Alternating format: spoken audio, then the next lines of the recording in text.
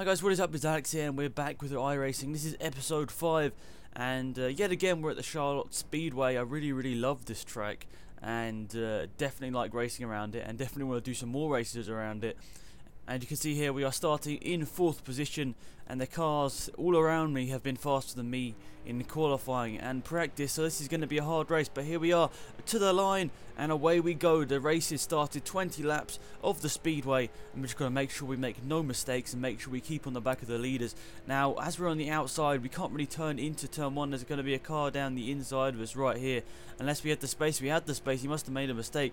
We had to pull him behind the green car and get his slipstream down the back straight, and we've got to close that down 10th after 10th after 10th and try and get him when we can, because obviously it's not going to be too easy to overtake around this track. You've got to wait for them to make a mistake really, or you've got to maybe be aggressive, maybe push them a little bit, maybe give them a little bit of a tap just to let them know that you're there, and then that will get them a bit unsettled. But I don't really like doing that sort of stuff. I like to pass cleanly, but I suppose some people in these rookie leagues aren't exactly thinking that way and they like to hit into each other. And here we see the next lap, the green car spinning around onto the infield. He doesn't quite lose it, I don't think. He keeps it under control now. 4 lapped cars, me and the leader. There's the blue car on the outside. I've got past them just about right, going through either side of them. Very crazy stuff here, and now we are chasing the leader. We've got the gap down to about 0.2 of a second here, and we're so close to the back of him. You can see here a yellow car, a lapped car in front of us here. This is a battle for the lead. He's touched the white line. He's got sideways. We're having to lift off the throttle. I don't know whether you could hear that there, to get around him. And wow, that was absolutely crazy how we avoided him. You know, that was quite a hard one to avoid there. And here we are leading the race. We're going on to the final lap. I can't really believe it. I'm so scared. I'm going to put it into the wall on the last lap of the race here.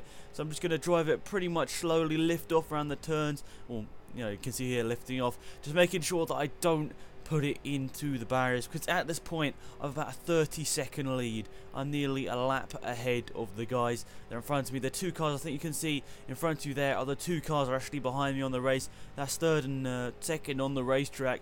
I'm nearly lapped them.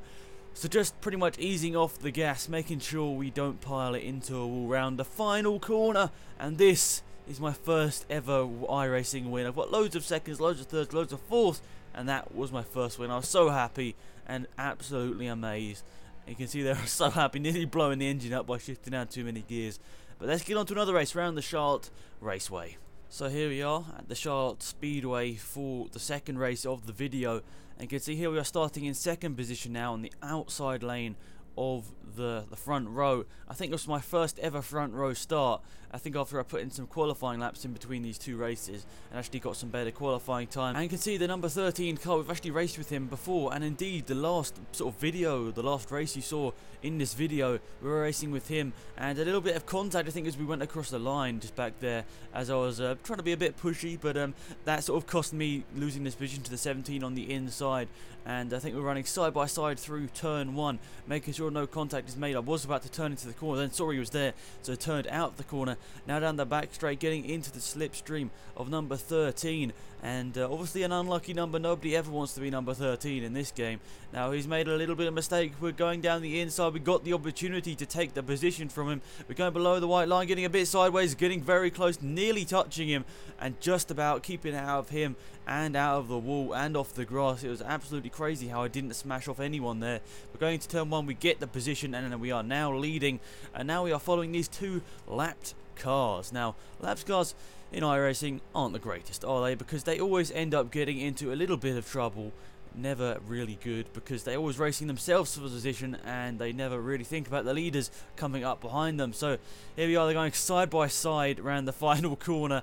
No idea how they have not crashed yet, because normally the guys at the back are, you know, either they're not very fast or they have been crashing a lot. So I think these guys are actually just not as fast as the leaders. They look to be having some pretty nice racing here, and you know, keeping it out of the wall and make sure they're not crashing into each other, which is always good.